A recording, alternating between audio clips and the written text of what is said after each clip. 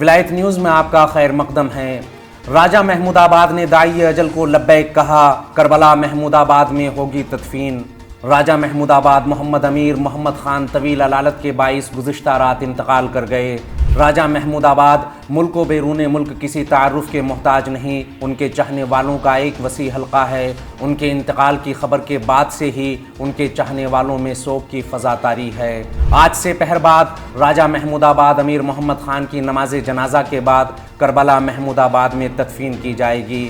راجہ محمود آباد اسمبلی سے کانگریس پارٹی کے ایم ایل اے بھی رہے۔ ان کے انتقال پر سابق وزیر ڈاکٹر عمار رضوی سمیت تمام لیڈروں نے تعزیت کا اظہار کیا۔